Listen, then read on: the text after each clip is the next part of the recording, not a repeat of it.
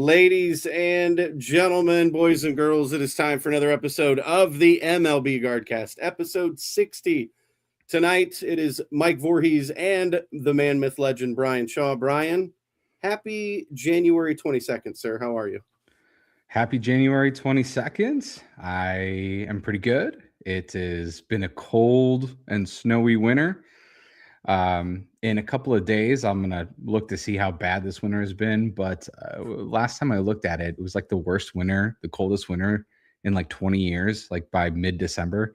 And I would imagine that trend has continued. So I'll be curious to look at it. And then we got this big snowstorm coming up too. I was going to say 12 to 16 inches of snow is what they're predicting in my backyard. So that'll be fun. But you know what's even more fun? 30 days till spring training. 30 days. Without further ado, that just makes you feel warmer already, right? It makes me feel absolutely phenomenal. And we are joined by longtime friend and show guest, Jim Rosenhaus of the Cleveland Guardians, a.k.a. Rosie. Welcome to the show, sir. That is some jamming new music you got on your intro right there. How about that? You guys stepping it up. That's thanks to the Network 216. They put that together, the animation and everything. Yeah, we've upgraded.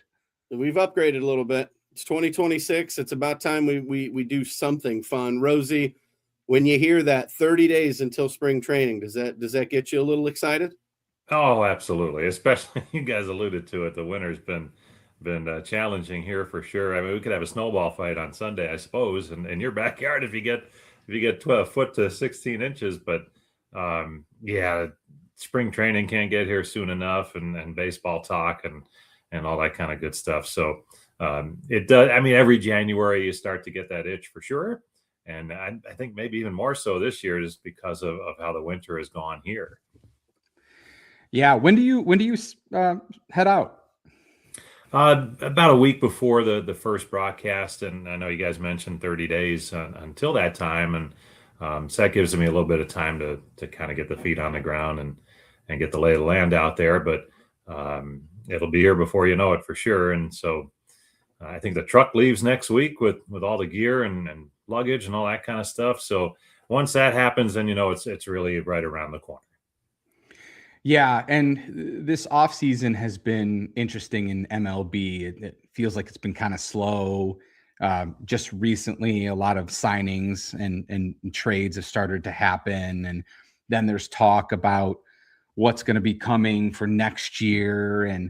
And so, there's just been a lot of, I think, antsiness, it would be a good word, from the fan base and kind of, well, what's the team doing? And the focus has been mainly the bullpen, but a lot of people, and I'd say for good reason, because we were 28th in runs scored, 29th in batting average, 29th in slugging, wanted to see some investment in the offense or in the outfield. But before we get into kind of the plan for the offseason, in the NFL, it's a little bit easier. When on offense is struggling, you say that's on the offensive coordinator. When the defense is struggling, you can say that's on the defensive coordinator. And the GM is responsible for the roster in most cases. But when it comes to an offense that performed at the bottom of the league, where would that responsibility fall? Is that on the manager, the hitting coaches, the players themselves? Does this go all the way back to the scouting and drafting? Is this part of minor league development, or is it part of just kind of the whole ecosystem?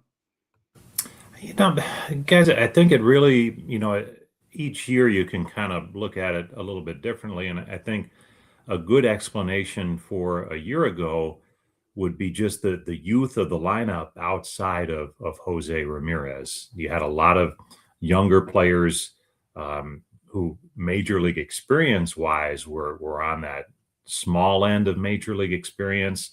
So you have those growing pains. And I think the years where Cleveland has scored more runs, and you mentioned some of the numbers across the board, when they've been better, it's because you've seen a little bit more experience in that lineup. And I think a year ago, not having David Fry for most of the season Healthy David Fry mattered. That's a bat with a little bit more experience. Not having Josh Naylor, that was an experienced bat as well. I thought Kyle Manzardo with 27 homers and, a fair amount of RBIs was able to pick up that slack to some extent, but also you had to live through some of those growing pains of his first full season in the big leagues. So I think it's hard to generalize sometimes, but I think that's likely a real good explanation for why at season's end, overall numbers were down and near the bottom of baseball. Yeah. And so do you think organizationally that is their thought process going into this next season of, okay, well, the younger guys are going to continue to get better because there wasn't any staff changes other than guys leaving the organization to take managerial jobs or coaching jobs, promotions elsewhere. But like we didn't see, like with the previous season, Chris Valleca leaving, and then we replaced him with Grant Fink. There wasn't anything like that. So what kind of internal processing do you think there is with the organization? I mean, I would imagine Mike Chernoff and Chris Antonetti, they can't be happy with themselves with fielding a team that performed offensively like that. Yeah, look, they're trying to score more runs, obviously. I had a chance to visit with Stephen Vogt. He was in town last week, and when he was talking about the offense, he felt there was improvement the last month and a half or so of the season, and I think it was reflected in the record down the stretch for sure. Pitching certainly was a big key to the ridiculous finish by Cleveland at the end, but they also scored more runs, which I think was a good indicator of some younger hitters maturing. I think Brian Rocchio made tremendous strides toward the end of the season. But he specifically pointed out that, especially as a first-year hitting coach, it was a challenging year for Grant Fink, but he felt that it was so important to look at the improvement down the stretch when you look at his body of work over the course of the season. And they were really happy with how guys stayed with it, how Grant stayed with it and kept pushing and trying to find and unlock some good potential there. And I think they're pretty excited about some of the strides that some of the younger hitters made. And I think they're excited to see some more young hitters this season, like a Chase DeLauder, like a George Valera, if they're healthy, what they could do over the course of a long season. Yeah. And that is a concern because DeLauder has missed a lot of time and Valera had the patella tendon tear, but they did come and there was some excitement there. But so given that, and there are those question marks, you would have thought this offseason that there would have been a little more focus in bringing in some free agent bats, especially because they said themselves that was an area that they needed to improve. There was quotes from Mike Chernoff saying that the outfield was a clear area that needed to be upgraded. But then the focus, kind of like the previous season with starting pitching, was in the bullpen when the bullpen was third in the league in ERA. So that doesn't seem to match. So I'm curious at what the thought is there. And I know you're not part of the front office, but what kind of insight do you think can you provide there for us? Well, I can tell you that whenever you talk to Chris or Mike, they always talk about any opportunity they can to improve the club, they'll try and do. I'm sure there was major focus on getting a bat in here. And for whatever reason, to this point, still with 30 days to go before the first spring training game. And I always look at it as you look at opening day, because they'll make moves all the way up until opening day. They've done that in the past. I guess just based on the past several years, I don't really worry about where they're at on January 22nd. And even to some extent where they're at on opening day, because there have been moves made before, very much late in the game, as certain players are looking for jobs who maybe thought they were going to sign sooner. They look for those types of players if they can. And there were opportunities to acquire relievers And there's nothing wrong with acquiring more pitching. Absolutely not. And I don't think the two are, I want to put this the right way. Like, I don't think they say, all right, we acquired these relievers, so we're done. We fixed one part of the club.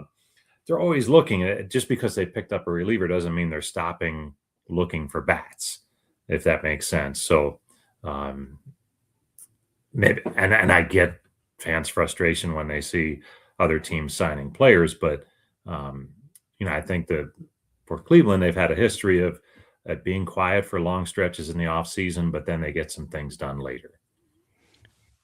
Rosie, we know the last time the Guardians made a big free agent splash, it was the 3-year deal, $60 million to Edwin Encarnacion. Do you think that they're a little bit more gun shy now because of the last couple of guys that they brought in with Josh Bell? They gave him the 2-year deal, didn't work out. Zanino, they brought him in, it didn't work out. Is it even that Santana they're last year? Well, yeah, even Carlos last year. Is it that they're a little gun shy maybe, or they're just waiting for like the right guy to kind of fall into their lap?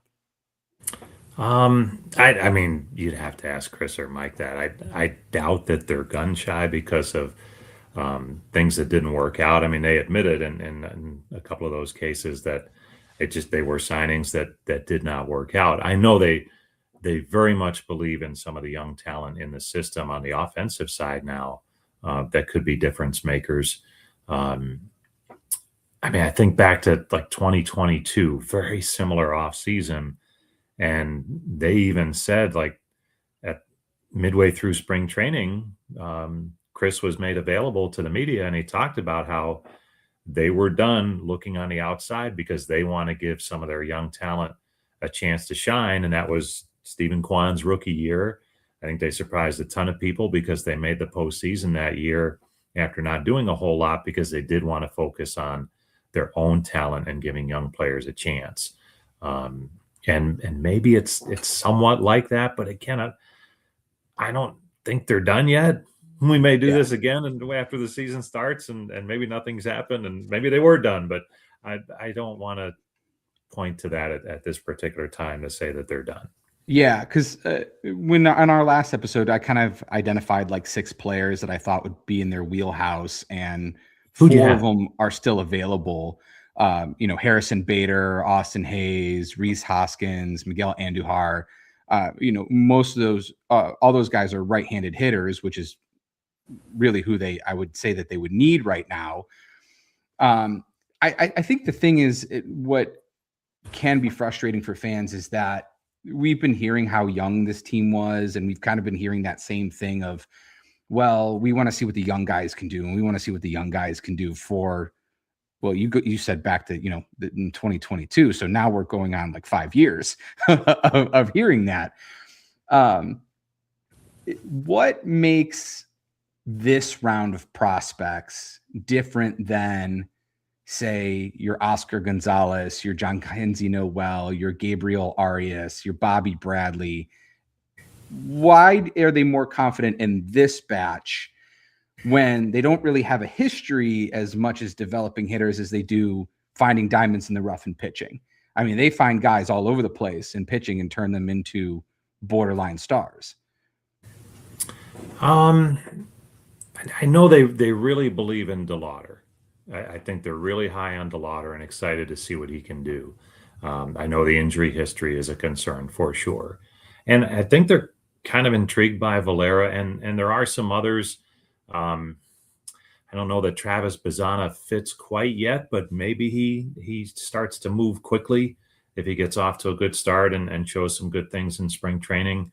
But again, I think there's development of players that we've seen already. Like if you had said this time a year ago, or better yet, this time at the end of April a year ago, that Brian Rocchio would turn out to be one of their top hitters down the stretch, I think people would be scratching their heads. And I know one player that Voter talked about when he was in town, and there were a couple of players in town as well. They think Bo Naylor could be someone who can break out and have a really big year. They're excited for him. They're not giving up on Arias yet either. Kyle Manzardo, they're really excited to see if he can be more consistent. He's packed on some pounds of muscle. So things like that have them excited. And again, if you rolled the offensive numbers earlier, and that's legit. That's what they were last year. They still won a lot of games and reached the postseason. I know they wanted to go further. I know the fans wanted to see them go further, but there's the ingredients of a good team here. And I don't think the offensive numbers, like in 2022, they were solid across the board, and to some extent in 2024. So it's not as if they're in a decade-long funk of bad offense. Yes, you can chalk it up last year that scoring runs was a struggle. There's no question about that. But I'd prefer to wait and see how this season pans out for a little bit before judging a team in January. Yeah, it's pretty hard to do. We can't really. They haven't even hit the field yet. Yeah, how many engagements did we have on the Guardians this offseason? There were a few that I saw. So maybe You know what? Maybe that'll help. Who knows? If they have a big year, there might be something to that. Hey, you said it, Rosie. I didn't, but we can roll with it. Rosie, I have a question for you. So if you're GM, who starts at second base? Is it Rocchio? Yeah. Is it Bazana if he has a hot spring? Is it Brito who has all this hype and he got injured obviously last year when it could have been him at second base? What can we do? We have all these players in only a few spots.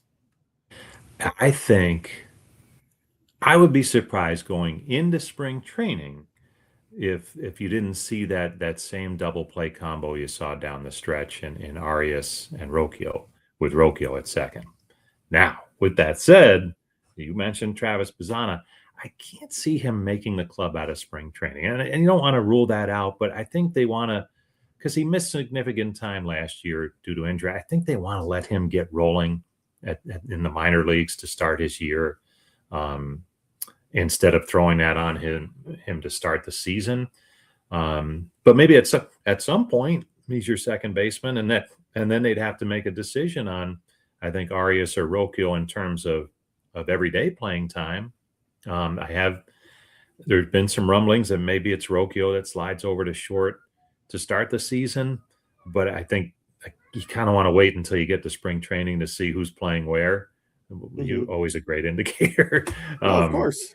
But and yes, Brito fits in that mix too. But again, he missed some time with injury a year ago, and I think they kind of want to let him get his feet wet and do some good things in spring training and then see where they're at the end of the spring with him.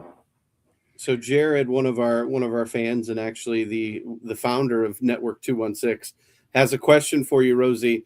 Who is your ace for this team next year? Who do you think the spotlight shines brighter for? Is it Big Rig or is it Tanner? Which one do you think has the bigger spotlight, I guess? Yeah. So now, are you saying who's the opening day starter? There you go. That kind of would make the most sense, wouldn't it? Williams started game one of the postseason. Yeah, he looked really good. So I wonder, if there's that carryover there, or if Tanner Bybee, I feel, was kind of the leader of the staff going into last season, but as the season went along, certainly Williams had some really good stretches, but Bybee pitched really well down the stretch too. Honestly, I don't think it matters, but because you have two guys, maybe it's like 1 and 1A type thing. There you go. I don't know that either one would be bothered too much if the other guy started the opener and whatever. I mean, it's such a long season. Look, there is making an opening day start is a big deal. Last year, when Bybee could not start on opening day after being named the opening day starter, and he got sick the night before, he was really disappointed. That meant something to him, and that's cool. That it should. So I don't know if how much that comes into play, but the Guardians are extremely fortunate. They have two really good young starting pitchers, at the start of the rotation. And that's a big reason why. Look, they need to score more runs, sure, but they are supremely confident in the depth of their starting pitching and the performance of the starting pitching as well. I love the answer. I wouldn't have said it better myself. It's 1 and 1A. I think you could throw either one out there. And I mean, obviously, Big Rig had a phenomenal season. There were times where he looked unhittable. And that can be also said for Tanner. There were games where I looked and Tanner's threw 7 innings and I'm like, wow, like this is it's so nice to have that kind of depth. And then obviously we've added some pieces to that bullpen and I get you only need to win by 1 run. So if offensively we just score 1 more run than they do, then I think we're winning, right? That's kind of how it goes. But it is, I think, and again, they finished so strong last year. It's hard to be too critical of the amount of wins they had and winning a division, all that kind of stuff. But there were very few games where because of the struggles offensively, there were so many of those 2-1, 3-2, and some slipped away because you're living on that tightrope every night. And I'm sure, they'd love to have some games where they could spread it out a little bit more often. Yeah, because we started to see some fatigue with the bullpen because of that. And if you could give your lower leverage guys, a little more time and, like bring back Pedro Avila and allowing him to eat up those innings for us, like and in situations like that. Yeah, I mean, how many seasons have we had where somebody misses a start here or there and the rotation order gets all jumbled up in the middle of the summer anyway? So yeah, I've always said that whoever is 2 to 4 doesn't really make all that difference. The number 5 guy sometimes skips starts because of days off and things like that, but the order of the rotation really doesn't play that bigger role until you do get to the postseason. Yeah, that's true. So yeah, who ends up on opening day, I don't know. I'm not sure what the criteria is, but they'll figure it out and they'll be happy whichever one it is. You would think it would be either Williams or Bybee. So I know we haven't seen spring training yet, but if you had to pick your starting outfield right now, who would you say it would be? I'm going to go with Steven Kwan in left. That's a bold, that is a bold prediction. That's bold. But hang on before you continue. I like that because he has been a part of trade rumors, and fans tend to take those rumors very seriously. So that's nice to hear you say that. And that's fair. That's fair. So I'm going to go Steven Kwan in left. I'm pulling for Chase DeLauder to be either right field or center field. They've talked about playing him in center a little bit, but and then I think center field's up for grabs. I really do. Several candidates. Maybe it's someone we don't know or who's not on the roster right now. Maybe it is that acquisition that they're looking to make. It'll be interesting. So that's all I got for you. I got 2 out of the 3. How's that?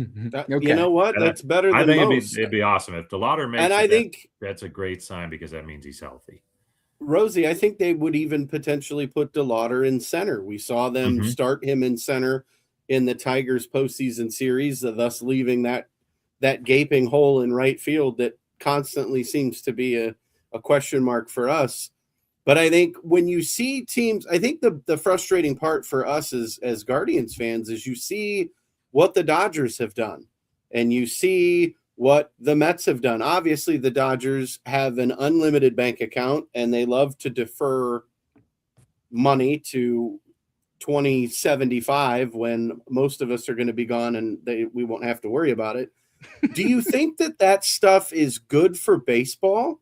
Or do you think that this is just opening up it's going to be a war between the large market and the small market where the small market guys are pretty much the farm system for the major market teams? Well, look at the teams who've been most active. It's the usual suspects, the Dodgers, the Yankees, the Phillies, the Mets. But who else has made a ton of moves? There have been some of the smaller market teams that made some moves, but the Guardians are not alone. There's about 17, 18 teams in similar market sizes who they shop at a different place. And it makes, I take it back to when Francisco Lindor was here before he was traded. And there were reports about certain offers being made with the caveat that if he accepted a certain offer, there wasn't going to be much to build around him. And I think that's where Cleveland's been excellent in terms of, they try and allocate the resources they have to build as complete a team as they can. Obviously, every team has areas that they come up a little bit short in, but it's not like they're the only one that's not in the running for Kyle Tucker. Two teams maybe were in the running for Kyle Tucker, realistically. Same with Cody Bellinger. And a lot of that has to do with TV, and we have the situation now where another 9 teams have lost their TV contracts. Mm-hmm. And that's real.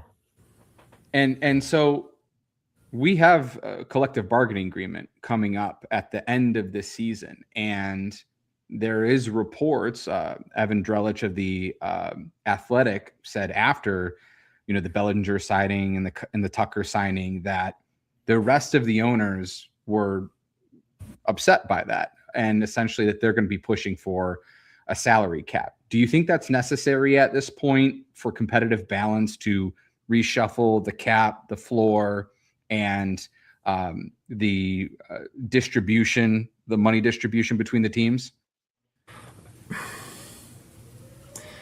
I think when you look at other leagues, you look at some of the cities that are able to contend, and they don't have the same issues that small market teams in baseball do. So it might be kind of refreshing to see everyone playing where, they're splitting some revenues a little bit more. The Dodgers can do what they do because of a massive TV contract. And to their credit, they signed Ohtani, and they bring in even more revenue from Japan because of that, and everything that he means over there, and the residual effects of that.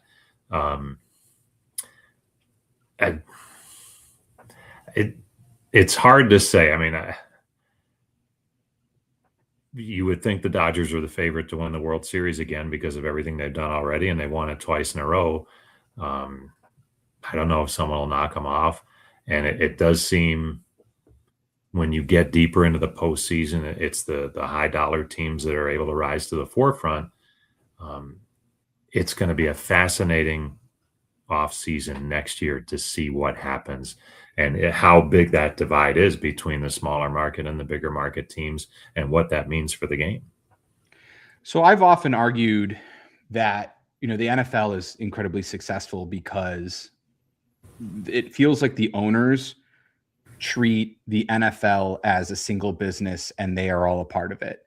Whereas MLB feels like it's all these individual teams. And if they would all just work together and an individual business like the NFL does, they would all succeed like the NFL, and all the owners continue to succeed, where you have this big discrepancy in baseball because I've done the numbers on revenue alone for the Dodgers. It's a $330 million a year TV contract. And then attendance wise, I think it was the Padres who were 2, and the Dodgers had, I think, 750,000 more fans buy tickets than the Padres. So like that alone right there is a huge discrepancy. And then obviously the Guardians TV deal isn't anywhere close to 300 million. I don't even know if it's upwards of 50 million like it used to be when they were with Bally and Fox Sports. So I think it's something that it feels like we're headed towards a lockout for. If we talk to you next year at this time, your trip to spring training might be delayed. Yeah, you're not alone. you'd love to see the Dodgers share some of that, but if you're the Dodgers, you probably figure, why should we? So I get it. Well, from that's that part of side it too, is things. how do you make them? How do you, if the other owners vote on it, I guess, like, do they have to? Like, how do you, I don't know how you work it out at this point. And then what I'm is not the sure salary either. cap? Like, if you put a salary cap, their payroll is already so much higher than even, the number 5 team. Mhm. Well, so what do you set a salary cap at? 400 million? Well, what's that do? It doesn't do anything. And you do need a floor for sure. It's interesting to me because I don't think Buffalo and Green Bay would survive in baseball, but they're playoff teams in the NFL. So that's kind of discouraging sometimes. But I will say this: the front office for Cleveland never uses that as an excuse. They just, okay, we got to figure out a way. And I know it's frustrating sometimes for the fans when there's not a lot of, sizzling moves in the off season like the Dodgers have done, and some of the other teams out there, the Cubs a little bit. But it's not for a lack of trying and trying to figure out a way to put the best team possible on the field. And the results have been pretty remarkable for a while. And I know it gets frustrating, but they were in the postseason again last year. And you go back to Tito's first year, they have the 3rd most wins in baseball, which is crazy.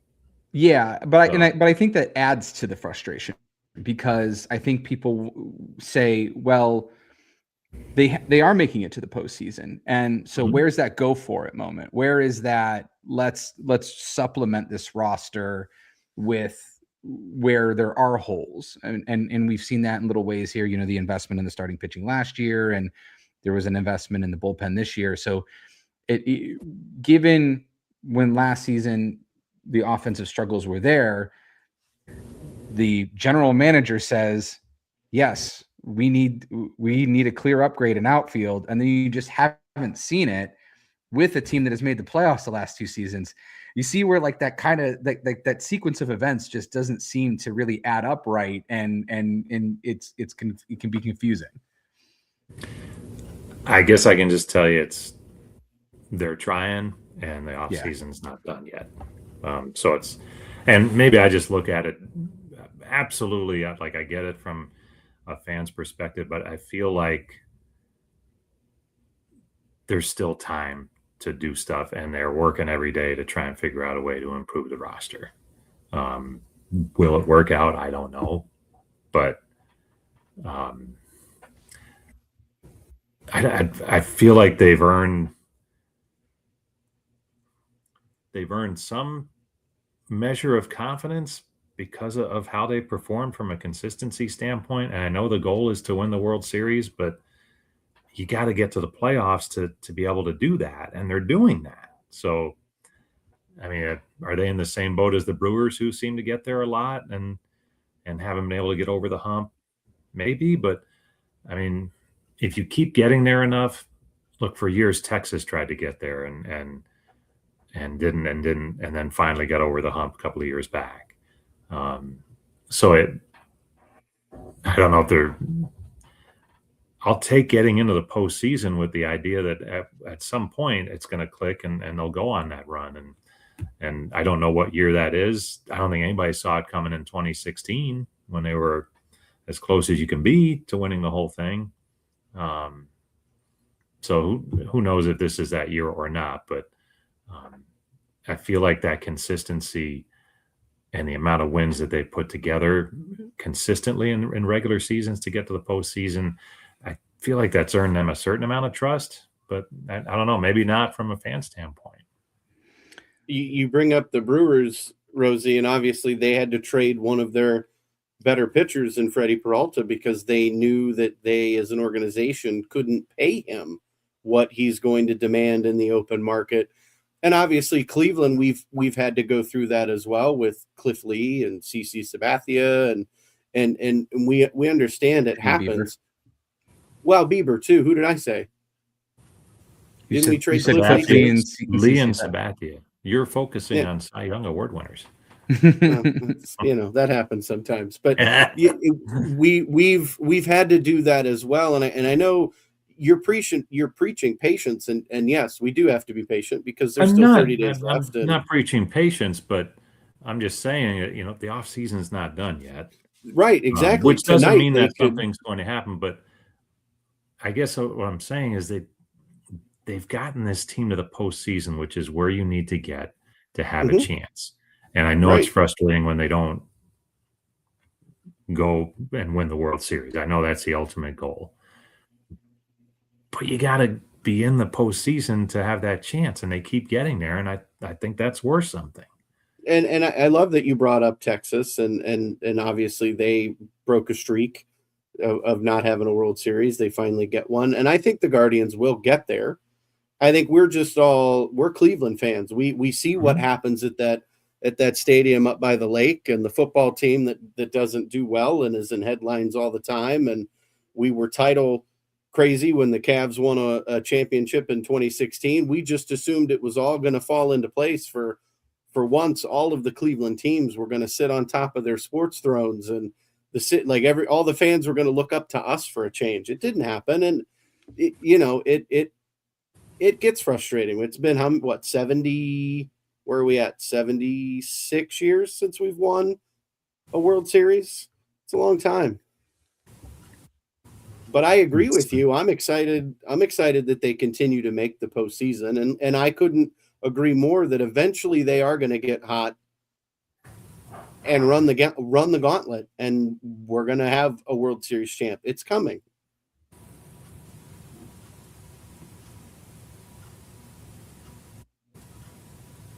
Can we freeze? I have nothing else to add. No. That was very eloquent, Mike. Like I said, I'm just trying to kind of give some of the perspective from like the fan base of it. Yes, they have the benefit of the doubt. The team makes the playoffs a lot. They're there.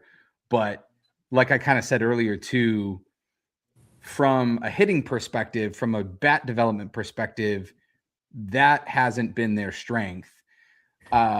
Whereas pitching development has, you can Colby Allard, just grabbing him, and Ben Lively coming from Korea or Japan, and making him a solid starter. They have definitely a bigger track record to develop pitching, where it does feel like developing those hitters in the system is something that has been missing for going back quite a while.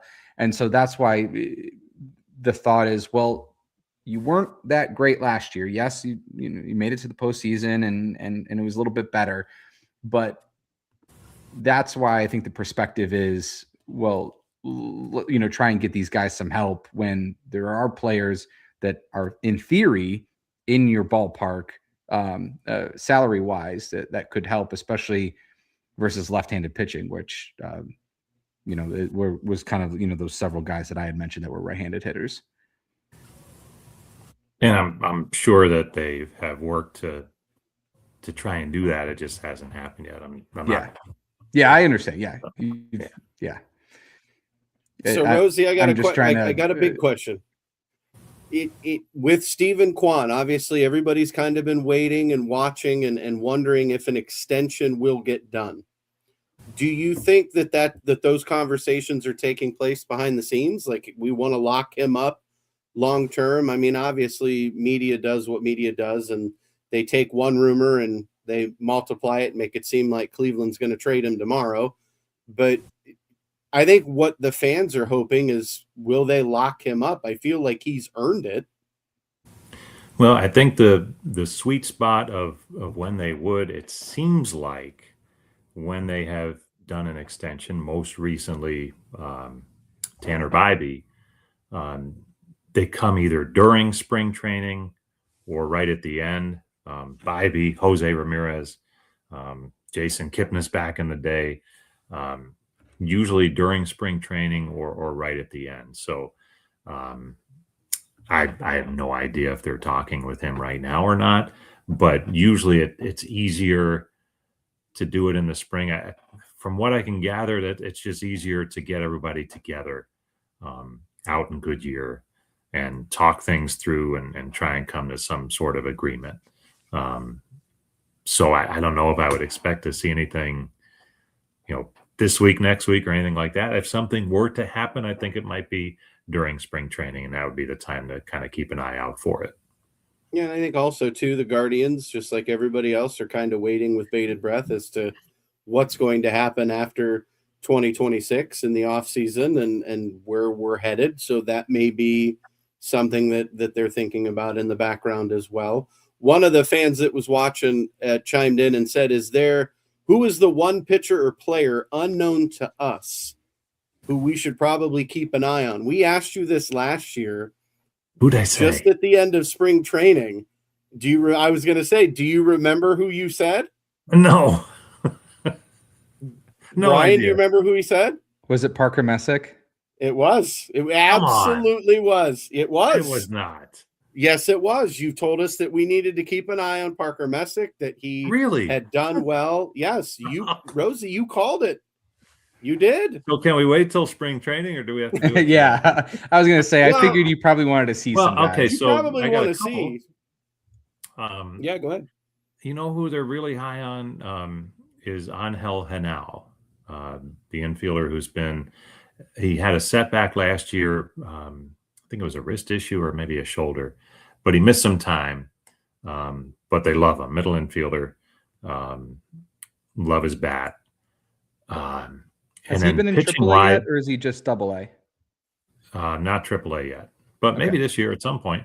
The one, and I don't know if it's fair to put him in the unknown category because he's not unknown, but Daniel Espino, maybe this is finally his time because he had a chance. What are you doing over there, Mike? Praying. I see you. I'm praying. He finally got on the mound and was impressive in the Arizona Fall League. And I saw him in December here. He was in town. And it seems like he's in a really good place health-wise. And people were raving about his stuff. Like it's back. And I don't know where he fits. Maybe it's out of the bullpen. I don't know if they keep him as a starter or if they move him to the pen to try and protect him a little bit. But I don't know if it's at the start of the season, but I think if he's healthy, we see him at some point this year. Yeah, that would be exciting. And I think, a lot of fans have speculated that he would move to the bullpen because I like that velocity. I think that would be really nice in a 6th or 7th inning situation. Yeah. You just say you'd have to be careful because they pound those guys. I mean, 3rd day in a row and stuff like that. And sometimes it can be harder to be a reliever health-wise and stay healthy than it can be in that regular routine of the starting rotation. Well, I trust Rosie. Those are my two. Parker. He gave us Parker Messick, so I believe you. The one name you didn't say that I'm interested in, that's Will Dion. I think that he could potentially make an appearance at some point. I really do. I think he's got some good stuff. We saw him a little bit in spring training a year ago, and I feel like he showed some good durability during the season in the minor leagues. So we'll see. The name escapes me right now too. The kid who's working on a knuckleball. And he went to the Fall League. Oh, I interviewed him for our podcast too. Breaking news: a knuckleballer? What? Yeah, exactly. Anyway, scratch that because if I can't remember his name right now, that's terrible. But no, it's not. And do you realize how many players are on the complete Cleveland Indians roster to be able to try to remember all of them? No. Well, I imagine you're gonna miss some here and there. Is it Trenton Dellum? Ding, ding, ding. Yes, sir. Trenton Denholm. Denholm. Thank you. Yeah. So he went to the Fall League and worked on a knuckleball. He wasn't throwing it a whole lot, but more as the fall went on. And it'd be interesting to see how he does. He did well in AA. I saw him pitch for the Rubber Ducks a few times. He looked really good. So absolutely, add a knuckleball to that arsenal. I'd love that. That'd be great. I can't There's remember not the many of last- those guys around. I was going to say, I can't remember the last Cleveland baseball player that threw a knuckleball. It might be Not Tom off the- Candiotti. Yeah, not off the top of my head. Yeah, I was going to say Negro, Candiotti. I can't think of anybody else. Candiotti for sure with Cleveland, Yeah. and I think there's only one in the big leagues right now. The kid in San Diego, Matt. Yeah, Waldron, Matt Walden, who used to be Waldron. in our organization. So, yeah, just All right, something fun to Rosie. think about. The big question: what are your expectations for 2026? Every year it's to make the postseason, I think, but I mean, you never know how a year is going to go. You look at a year ago, if you'd asked that in July, that would have been off because nobody, I think, saw the way the season ended coming from anywhere, and that's the beauty of the game. So, I know, we went around in circles a lot tonight, just about the offense and bringing guys in and all that kind of stuff. I don't know about you guys, but last year was one of the most remarkable seasons I've ever seen, just the way it finished. And I hope people were able to enjoy that for what it was. And Yeah, sometimes I feel like, I think that's where it gets frustrating sometimes, because that was a wonderful season. I know it didn't end where it's supposed to, but I guess you just hope people can enjoy seasons for what they are sometimes, because there were some absolutely remarkable moments, especially in September, that rank right up there with some of the best that we've seen here for quite some time. So it was a really fun. Hopefully, month. we'll have some of that this year. I ended up going to a bunch of those games because we ended up being so busy during the summer that we kept having to exchange tickets and push it later into the season. And we got to September, and I think we saw like 6 games in September. They were probably all fun. It was a great time. And, just to, you talk about like the weirdness of the season. I think CJ Kafis getting plunked to send them into the postseason. Like you just talk about crazy moments like that. And then Rocchio, that improbable comeback and that grand slam that clinched home field, right? Because they needed that win. They won the division. Home field. Yeah. And just the wild end that it was. So yeah, I think a lot of people are hoping that there is that development, especially because you mentioned Bo Naylor, like somebody when he came up in his first season. I actually have it here because he was in my list of guys that have had above average hitting seasons that were developed by the team with a minimum of 60 games. And Bo's 2023 season, he had a 121 OPS plus. That rookie season for him, that first season where he got called up. And I think people were really excited, like, okay, let's see more of that. Like, he could be a middle of the order guy if that's what we're going to see out of him. And so if he can take that next step, I mean, that would really lengthen the lineup if he's not batting, 8th or 9th and he's batting maybe 6th instead. And look, in terms of offense, absolutely what they've done pitching wise is ahead of what they've done hitting by any measure. They're trying to figure it out. What is the missing piece for that? And Cleveland spends as much in terms of technology and cutting edge stuff in all areas. And obviously they've hit on something pitching wise, and they're trying to find that hitting wise. And you hit on it early. Is it scouting? Is it player development? Is it at the major league level? I'm sure they're looking into all of that and seeing what will click on a more consistent basis. Because that's what's saving them. The reason they can be competitive is they're developing their own pitching. They can't go out and sign pitchers for 30, 40 million a year.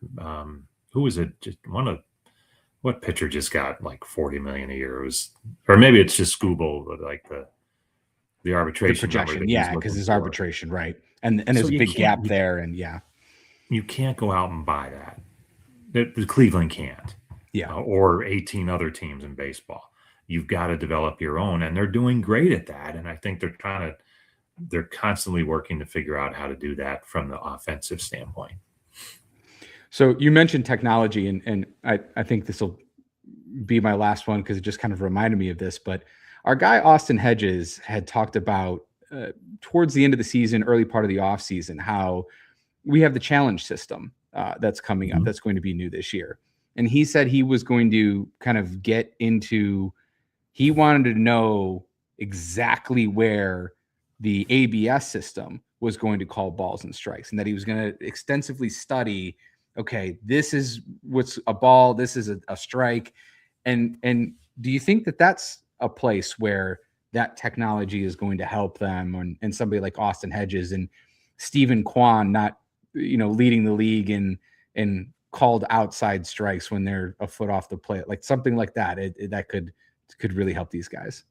Well, it'll be interesting for Hedgie because he has a great reputation for framing pitches, and that's that'll be an art that doesn't matter as much anymore.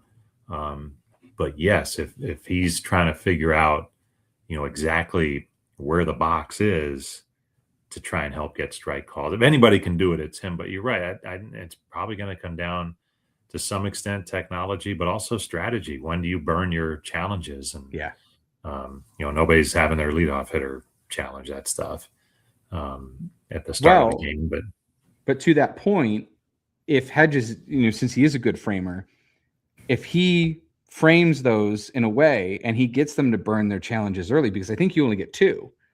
Mm-hmm. So if they're burning the challenges early, then he can just continue on his old ways of working with those starters and the bullpen the rest of the way. So it'll be, like you said, a really interesting kind of nuance that gets added to this upcoming season. It'll be, I think, the teams that figure it out and do the best job at it, they're going to be at an advantage come playoff time. There's no question. I love it.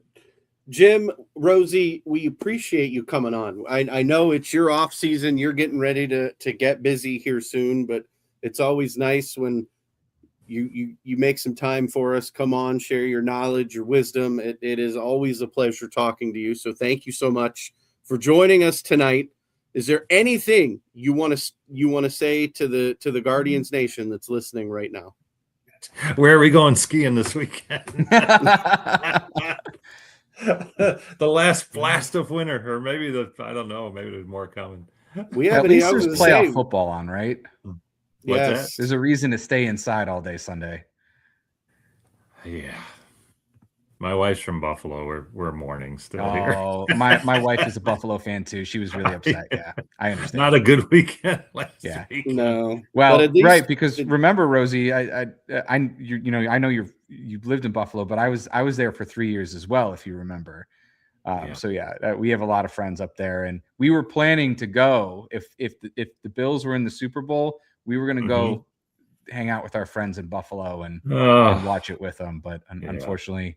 It didn't come to that. The two cities, Cleveland and Buffalo, are kindred spirits for sure, because they've had some close calls and some real frustration sports wise. It'll be a good weekend for all of us to just stay inside, watch a ton of sports, and you know what? We can go out on Monday and play in the snow and have fun, because no one's really going to be going anywhere. So it doesn't sound like it. Count on that. No, not. You can watch reruns of old World Series games involving. There's nothing better than putting on an old game and muting the TV and having you and Tom Hamilton in the background, because there's no better duo in my mind to call a baseball game. So I'll listen to you guys all day long. One of these days, I'm going to send Rosie a script and have him record it, so that I can have it on like my phone voicemail, just because the voice is I love it. It's so much fun, Rosie. But you on Cameo, Rosie? What's that? Do you know what Cameo is? Yes. I'm not on. You're not on there? Oh, man. Should I be? Make a fortune. You should be. You know how many Cleveland fans would call on you to make an announcement or make Mike fire pay for somebody that voicemail. They could. They absolutely. You never know. It's always nice to have secondary and more income, right? Maybe I'll have The next time we do this, maybe I'll be on there. How's that? No, I like it. I like it. Always appreciate your time. It means a lot to us. You know, I know. Some of my questions were a little on the spicy side this time around, but that's baseball, man. Always appreciate your insight. Always appreciate you coming on and talking to us and getting us excited for the season because, you know, I do think this month is going to go quick. You know, even with the snowstorm and all of a sudden it's going to be pitchers and catchers and Valentine's Day and spring training, and it'll be exciting to see what some of these guys can start to do, especially when we get those early broadcasts. That's always really nice to see. 1 month from games. Today. 1 month is the first broadcast. Mm-hmm. Awesome. There you go. See, that's why we did tonight. You know what? I'm sorry. It might be the 21st. Oh, okay. So whatever that better. Saturday is. Whatever that Saturday is in there. Okay. I think it's the 21st. Awesome. Rosie, we just said Valentine's Day. If you were on Cameo, you could be delivering Valentine's Day messages to Cleveland Guardians fans across the world. Come on. It speaks for itself. It sells itself. Now you got to do it. I think that would be so much You know fun. who is on there that does a really good job, because I've had some friends get him, is Carlos Baerga. So get some tips Is from him. he really? Yes. And Carlos. I've seen awesome. him do a couple of birthday wishes to some of my friends, and it's a blast to hear him, how excited he gets. And you guys know he's doing the Spanish radio now, right? Yes. Yeah. I don't understand enough Spanish to listen to him, but I'm excited. You for should him. just tune in because it's fun. There's nothing better than when there's some sort of goofy play or controversial call, and I think their booth is 2 or 3 doors down from ours. He'll come storming in during the commercial break, wanting to know what the hell happened and why, and this guy's, what is he doing, and then he goes back. I loved that with Guardians TV. We could do that. We could switch between Hammy and Rosie and the Spanish broadcast. I had that option, and I just don't understand Spanish enough. But it was fun to kind of listen to. It'd be a great way to learn Spanish. Just watch. That's what Duolingo is, right? Fluent. What's that? Duolingo, right? I could be learning Spanish every day. Rosie, we could make a deal. I can learn Spanish if you jump on Cameo. I mean, we could do this. What a fun way to learn Spanish through baseball. Yeah, that would. Why not? I mean, baseball is the language of love. I love it. I can't wait. Rosie, we appreciate it. I'm gonna hit the music. We're gonna bid farewell to Rosie. We're gonna end the stream with Rosie. Hopefully, we can touch base again. Spring training again, maybe, depending on your schedule. We'll get a chance to talk to you and catch up on some guards and get ready for the 2026 season. Signing off for Bryan Shaw, I am Mike Vorhies. Follow us on social media, and we will catch all of you and Rosie, maybe on Cameo, very, very soon. Thanks so much, guys. Have a good night.